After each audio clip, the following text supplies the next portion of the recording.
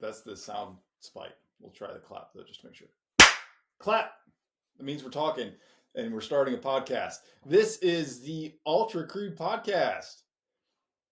and yes, this is our first venture into podcasting. I'm, of course, Big John, the host of the Mid-State Mile, and with me, as always, the fabulous sacred midwife of trail running, the mayor of the Murder Mile, BMFJ. Oh, the mayor of the Murder Mile. That's a new one. Yeah, the mayor of the Murder Mile is not new. I've bestowed that title upon you before. Not to my knowledge. But that's okay. I'll take it. Yeah, I mean, I've referenced you as the mayor of the Murder Mile. I think recently, I did not bestow upon you the sacred midwife of ultra running. That title has been earned, well earned, through all of your, how would you describe it, trail mothering. Yeah, people do ask why you call me that, and they think someone like gave birth on the trail or something. I delivered a baby. No, I don't. That would be a lot. No, I did not bestow that title upon you. That was given to you many years ago by a woman that you were ushering through the process of ultra running in such a sacred way that she felt it a mystical and magical experience. And so that's how you got here. But anyway, this is the Ultra Crude Podcast. We are starting podcasts. This is our first venture into podcasting. And I think the big thing is to recognize that we bought a boat. He's all about this. We bought a boat analogy. We bought a boat. It's not my analogy, but here's the thing. Everybody thinks they want a boat. And in reality, what you want is to be friends with the guy that has the boat. So that you can show up and go out on the boat and have a good time. You bring some cold drinks and you're a hero. Yeah. You go home at the end of the day. And they worry about the dock fees and the maintenance and scraping the barnacles off. And that's all them. And for the longest time, that's kind of been my podcasting vision. You've had another vision. I have had another vision, but we've talked about it. I mean, we've talked about sharing our own thoughts. Yes, of course we've talked about it. Yes, we've talked about it. It's great to talk about owning a boat, but in reality, what you want is to just be friends with the person that's got a boat. And you've been on podcasts. I've been on podcasts. Yeah. Like, give it a few days. We'll be on another one. Like, we don't have to do our own podcast. We're going to be on one later today, too. Well, maybe, depending on when this particular episode rolls out. So, yeah, this is our boat ownership. We got gas in the boat, and we're setting sail on the magical podcasting journey. What can people expect from this particular podcast? I can tell you what not to expect. Don't expect edits and clear, concise direction. Probably won't be a whole lot of that. There'll be concise direction, won't there? If you decide to be a good leader, yeah. I don't know that shaming me publicly is the best way to start the tone of our first episode. I thought this is like a peek behind the curtain. No, the curtain, we're in front of the curtain. This is the curtain. We're in front of it. That's where we're going to stay. That's where we're going to keep the people. But it is very much a peek behind the curtain. Ultra running, not for nothing, is life consuming for us. I know other people have hobbies and they do other things. Not so much for you and I. We talk about ultra running. We have ultra running conversations. We can't sit down for dinner or get in the car to go anywhere. It's usually to a race without talking about ultra running and what it means to us, our ideas, our thoughts on it, the ins and outs of getting through a race and training and managing life. And so this is just kind of our way to have a very public conversation that usually we have in private. Private is probably a safer place for us to have those conversations. One could say so, yeah. Yeah, one would definitely say so. But you know what? Hey, we're out here. We're doing it. So it's the Ultra Crude Podcast, not podcasting, but ultra running as a crew. That was kind of my original thought, is the peek behind ultra running when you see it from a different side, right? Crewing an ultra and running an ultra are two wildly different experiences. Oh, absolutely. Do you have a preference?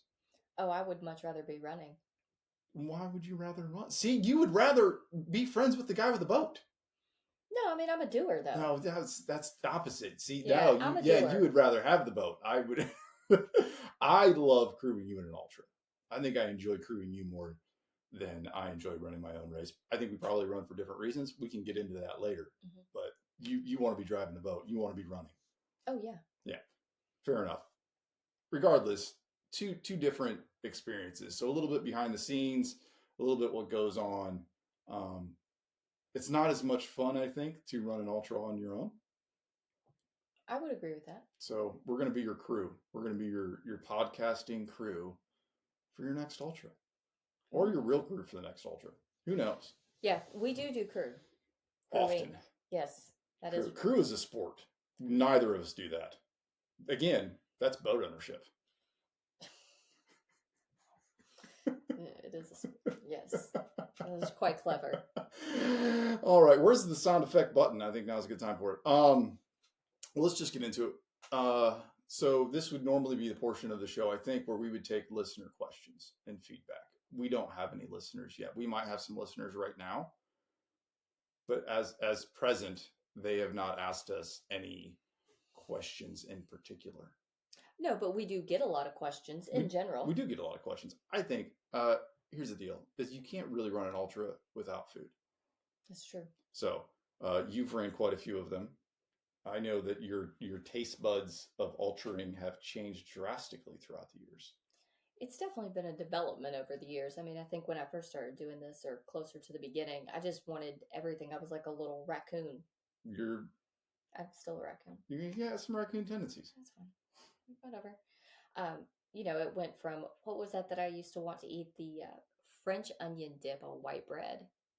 That was so good. Yeah, I mean, I could ask the question before you start answering it. Yeah, well, we were just talking about food. Yeah, we are talking about food. I know that at one point you put an entire Stromboli in your pack. I certainly have. So the question is, by our imaginary viewer, what is your ultra running food go-to or most interesting ultra running food? My go-to that's always in my pack is Skittles. Well, so, okay, fair. Did you know that Skittles are individually flavored? I did, because I live in society. I feel like that's an attack. I did not know that, or maybe I didn't realize the Skittles were individually flavored. Say that, individually flavored, until recently. And mind blown that there's different flavors of Skittles. I always thought that you just ate them by the handful and they were Skittles flavored. Is it because they're small like M&Ms? So you just kind of went with the same assumption that it's like a non-chocolate M&M? Well, no, I mean, obviously it's non-chocolate, it's candy. But yeah, in my brain, M&Ms are a flavor, Skittles are a flavor. They're all the same in your mouth. But I've recently discovered, because I've been getting into your Skittles, that they're individual flavors, and now I have flavor preferences. So before we answer the question, I'm gonna have to figure, like, do you have can you buy single flavor Skittles? No, you think? No, you can't. Do you know that for a fact? Yes, I do. You've looked. Yes. Really? Nowhere? That's tragically disappointing to me.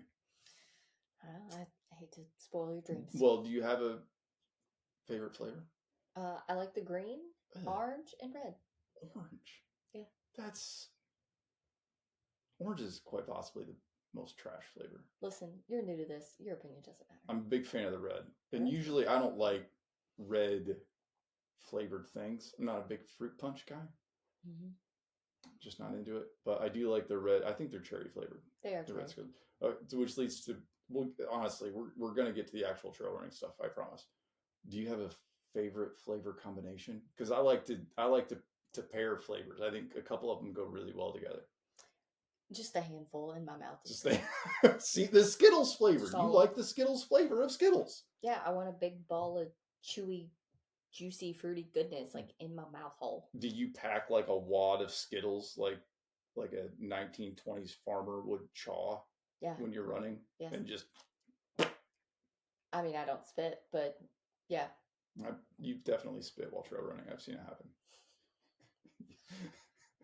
That's the crude part, is Becca Jones will hawk a loogie. I usually put the yellow and green together.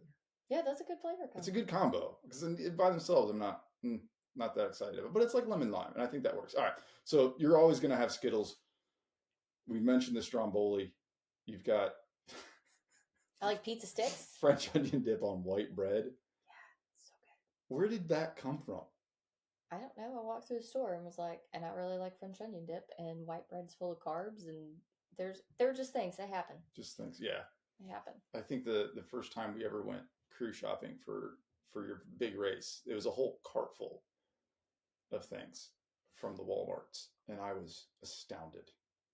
Well, I mean, I had to be prepared in case there was just one thing that worked This for me. exactly, this was your justification, and it's not a bad one, by the way. If you're Yep. starting out into the ultra world and you're getting a lot of different stuff, the philosophy is like, hey, this is the only thing I can eat, that I need to have enough of it. Not horrible. Yeah. Strategy, but Yeah. that was definitely there. 20 honey buns. That might be the only thing. We're gonna have enough. I mean, we have a friend that once he starts eating something and it works for him, he just keeps eating that. Are you talking about Colonel Quesadilla? I am talking about Colonel Quesadilla. Colonel Quesadilla. Yeah, that's the quesadillas are really popular. I don't know. I've not eaten that many quesadillas while running. It's just not a good source of calories. It's not for me. Oh, a tortilla's got a lot of calories in it. Yeah, you're eating a quarter of it. I know when people go into an aid station and they see the quesadillas there and the little quarter or quarter of a quarter PB and J and a grilled cheese, and they think that it magically has like 600 calories in it. It really doesn't. Remember when we used to host crew camp, and then I would lay out on the table how many calories are in each individual thing? It's great because it shows you that there's not shit in there.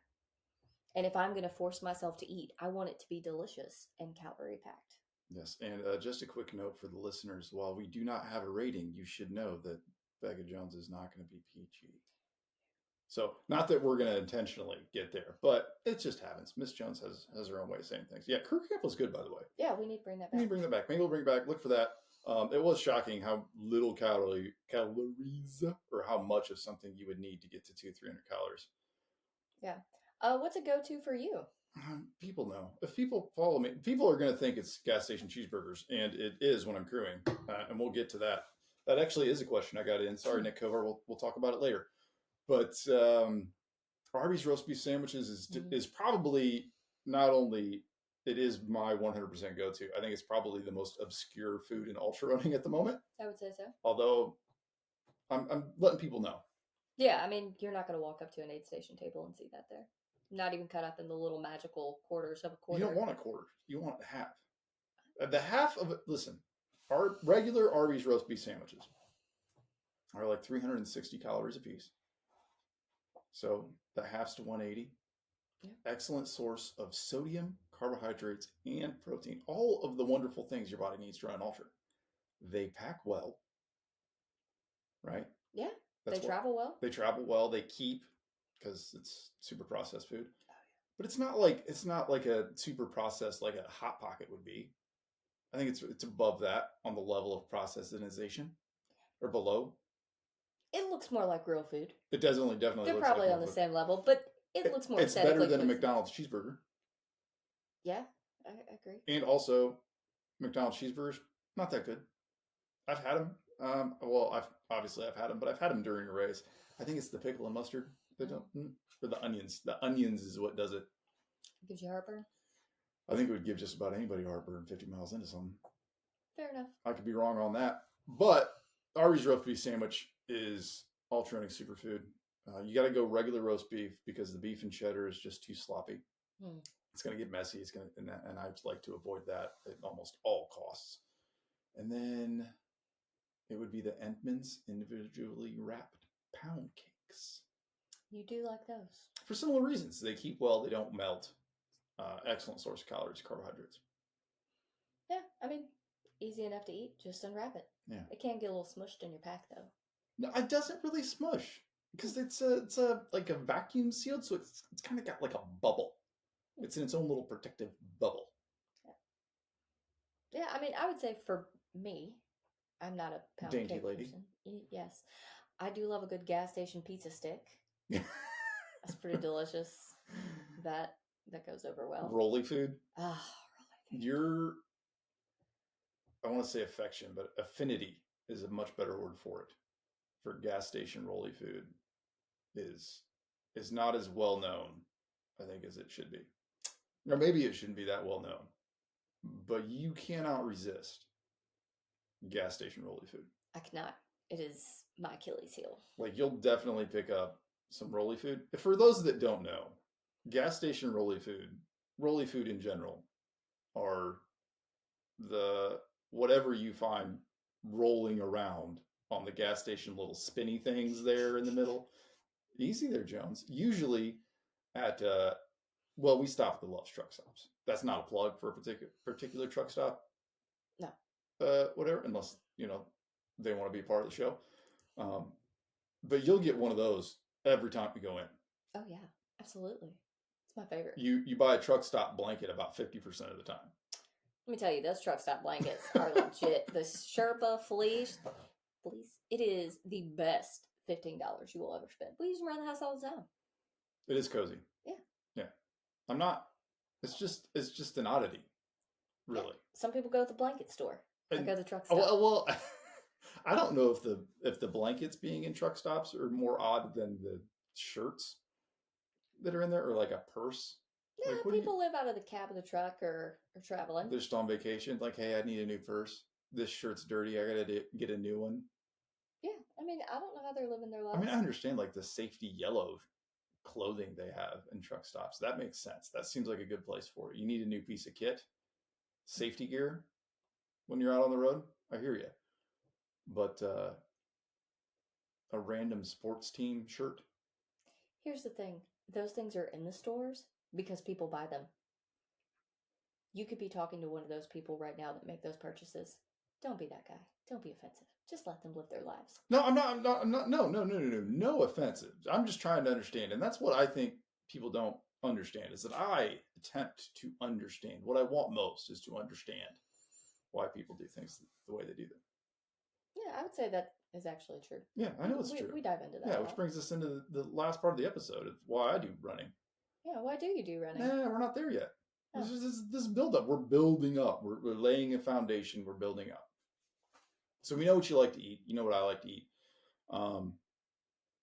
You've done, I think, almost all there is to do across the spectrum of ultra. And there's a few things aside. You've decidedly not done a few things. There was the year that you registered for 4 last man standing events in a single weekend. Yeah. Did none of those. Yeah. You've not done a really cold race. I really want to though.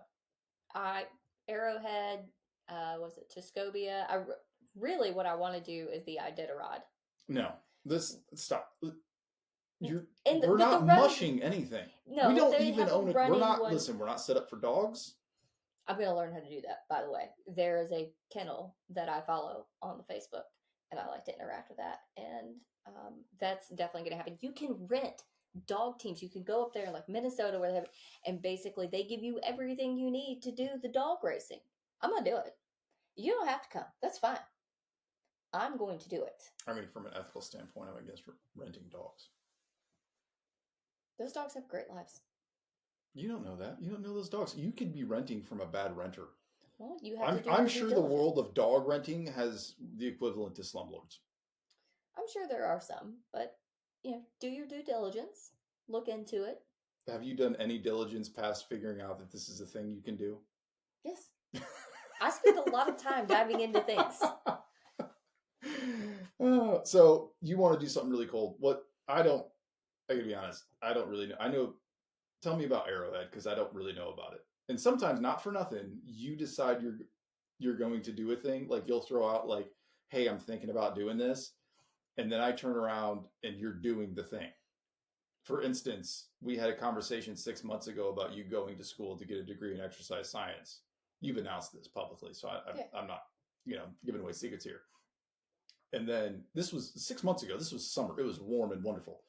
And then a couple weeks ago, you're like, hey, classes start tomorrow. And the classes for what? Because like we never had you never said anything else to me at all. I didn't know that it warranted a conversation. I made a decision and I'm going to do it. Yeah. Well, registering for Arrowhead or the Iditarod or whatever, like that probably is going to, let's chat about that a little bit more, but tell me about Arrowhead, because I really don't know a whole lot about it. It's really cold. You have a sled that you pull behind you. Put all your Why do you have gear to on have the a sled. sled? Can you not wear a pack? Well, you can. Okay, then why is you just like? Do you want to do something with a sled? Yeah, I want to pull all my gear behind me for a I hundred think this is miles, because or you grew up in Tennessee and you've not didn't spend a life of Midwest sledding in the snow. no, it just looks like extra challenging and miserable, and that looks fun. So I'm not you scared. do ultra running to be miserable. No, I'm not scared to do hard things that I have no idea what I'm doing, and then I figured out, like when I ran across the state. I don't run on the road. I've No, you never do done a not. journey run. Never done anything like that. And initially, was only trying to do like 300 miles or something. Yeah. And then see. Yeah, I remember that conversation. Yeah, I remember that. I remember we talked about that, and you're like, "Hey, this is kind of what I want to do this fall. I don't really have a big race. I want to do something that matters. What do you think?" I was like, "Hey, that's great. Like, yeah, definitely. Like, chase a dream and have an impact and do something meaningful. If you're, you've done running, do running that matters. Like, awesome, go for it. I think I'm going to run about 300 miles. How many miles did you end up running, by the way? Well, the route itself was 621, but it ended up being 630 something. Not at that point, the extra 10 miles doesn't really matter. And for those keeping score at home, was there a discussion when we went from 300 miles to 600 miles? No, I had actually just made a decision. Yeah, there we go. So that tracks. We've proven my thesis. But your support This is was the most important thing. unwavering. Yes. I'm there. Oh, yeah. Like, it's not for nothing. I'm there whether you've discussed it with me or not. Yeah. I just sometimes would like to know before it gets started what we're getting into. Um, so we've talked about you've done long road stuff. You've done really hard 100s. You've done a cold 100. Potawatomi was cold, Yeah. not frozen. You didn't have a sled. I think the sled's it for you. You really want to pull the sled. You Yeah. kind of want to be a sled dog, I guess. Mush. Mush dog, mush. You've done hot stuff. You've done flat stuff. Mm-hmm. You've run the gamut. Not for nothing.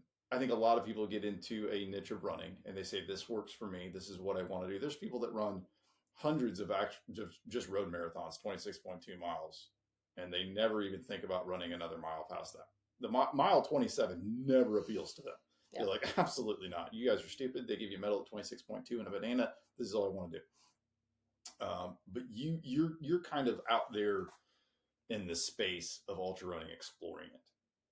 You've not found a niche that and have you just not found a niche, or like why? Not that I'm just not. I just like not for nothing. Like, why explore such a vast space of running and endurance sports, something that is physically and mentally taxing on such a wide range of how physically and mentally taxing that can all be.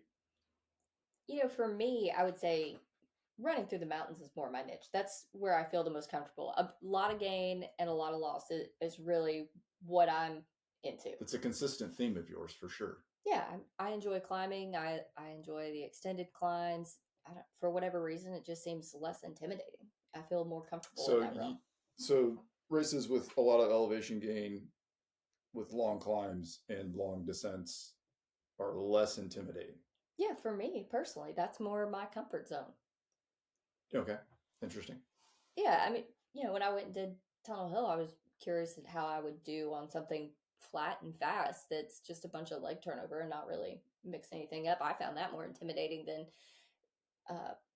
some of the other stuff. You were a little bit. You were a little much more, I think, apprehensive, or had the little pre-race jitters, I think, at Tunnel Hill. Tunnel Hill, by the way, is a flat race in Southern Illinois.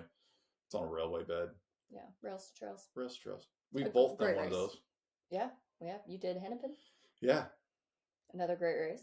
I did the Hennepin half twice. Yeah. Yeah. So, is it to be intimidated? No, for me, I really love the process of being outside my comfort zone and having to problem solve. That's one of the things that I really enjoy, just in life and in general. And whenever there's a problem, I immediately go into problem solving mode. I know it annoys the crap out of me. Yeah. You want to solve that problem right now. Yeah, I love working the problem. As quick as we can get to a solution to a problem, the better. Yeah, I mean, I like seeing what comes up and going through that. And I think it's a great practice in staying present. And I like to call running just moving meditation. It's a great mindset practice, really. Just being out there and it's great to go and do things that you know, but to be out there where everything is new, every mile is new, it's that's pretty cool. Unexplored territories, Yeah, new terrain. yeah. It's always interesting to go back afterwards and see how you reacted to things and how you could adjust. And really, it's just the pursuit of getting better.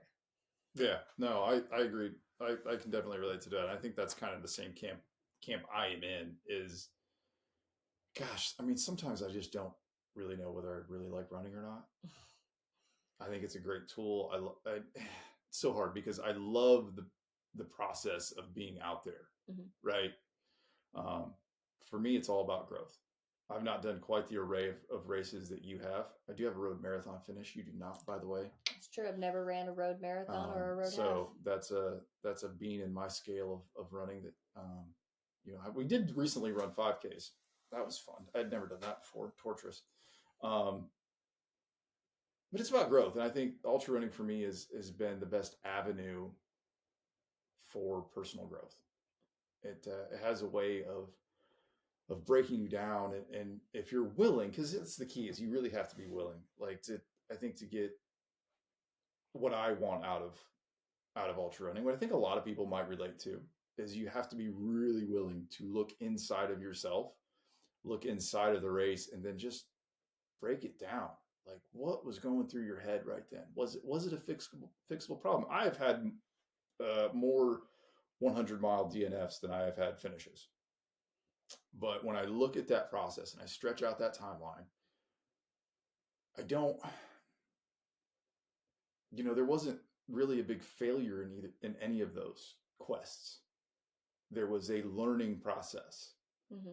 to grow, not solely as a runner, but to grow as an individual and become the person that can do those things. And so I, I think a lot of that comes from the willingness to look at how the race went.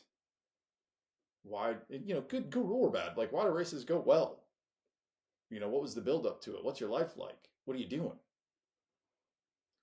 There's a lot that goes into running 50 miles that has nothing to do with the Saturday morning when the race starts. It has a lot to do with the past 4 months or the past 4 years and where you were going and where you were coming from. And so ultra running for me and why I continue to pursue it is that process of understanding oneself, um, that growth experience, and it's not for nothing. It's super cool. I like seeing new places. I like seeing new horizons. I like to be challenged. I think physically. Um, I think for that response aspect. I mean, I don't enjoy being in pain and dehydrated. There's probably people out there that do. Do you enjoy that? No, I aim to not do that Yeah, because if me too. you end up dehydrated, you've messed up. Well, I think not for nothing. You're gonna end up a little dehydrated, regardless of how well you take care of your body. Maybe. A little bit, not drastic, not horrible. It's certainly preventable. We'll get onto it. We'll throw some tips and tricks out there, won't we? Yeah, well, Okay, so you can expect that. That's coming to you, but it's a process of that growth journey, applying that stuff to your actual life. Your actual life is what really matters, not the results on ultra sign up. And gosh, real life is always harder. oh yeah. It doesn't. It just doesn't matter what thing we voluntarily sign up for. Real life is always harder. So can you take the things that you learned and the experiences you went through willingly out in the backcountry or during a race and apply that to your real life so that you can show up for yourself, show up for those around you, and be ready for what life brings your way. Yeah, I think by comparison, even as hard as it is, that running is easier than life. It's simple. All you have to do is keep moving. It's so Yeah, oh simple. yeah. There's a lot that goes into it, and you can surely overcomplicate it. You can overthink it, but it is merely taking another step, and it is going forward. And that's all you can focus on in that moment. And that's one of the things I think about when I'm out there. It will never be as easy as it is right now. Regardless of how hard it is, right? Because Yeah. I'm sure you've had some hard moments. I've seen them. Oh yeah, yeah, you definitely have. But even still, it's as simple as continuing forward. Yeah, the darkest of Saturday nights in the pre-dawn hours are easier than Monday morning, Absolutely. regardless of how that race finishes. Yeah. um, and so, yeah, growth process. I think you're saying similar, different aspect, but just this growth thing, and that's, I think, a lot of ways what this is for us. The boat ownership of podcasting is an area to grow, because we do have these conversations and conversations that we want to share. Yeah. Hopefully, people, I don't know. We'll see. Well, if they don't like it, they can turn it off. It's a lot. Whatever. It's Okay. a lot like starting a race. All you can do is have an idea of how you want that day to go. Do your due diligence and plan accordingly, and hope for success. And just take what the day gives you. So, the podcasting journey is a growth one for both of us. And I don't know. I'm excited. Are you excited? I am excited. I'm excited to share with people and, show a little bit more of who we are and what we do and what we're about, rather than people just having to show up to mid-state and then figure it out. Who are we, by the way? We haven't really gotten into it. We host Mid-State Mile, ultra runners, ultra running coaches. Mm-hmm. One of us is a student. We're average people, honestly. We're just kind of normal ultra running people. Yeah, but we've immersed ourselves in what we love and what we're passionate about, and that's a blessing. And that, for me, is the goal. I think when we first met and really started dating, that was one of the things I said, that I am going to build my life around trail and ultra running. And if that's not for you, then deuces. Kick rocks, buddy. Yeah. Yeah. Yeah. I think so far my greatest ultra running achievement is to partner with you. Oh. No, you're so cute. Yeah, this is definitely part of our life, and a life that we're willing to share for those that may benefit from the sharingness. Yeah. Yeah. So join us on this journey of podcasting and ultra running and conversations we have on a regular basis. We hope to be coming to you again soon on the Ultra Crew podcast with your host, Big John, and as always, the fabulous BMFJ. Oh no, I would say the fabulous BMFJ. Tell the people goodbye, Jones. All right, guys. Talk to y'all soon. See you. Bye. All right. Well, there you go. Podcast.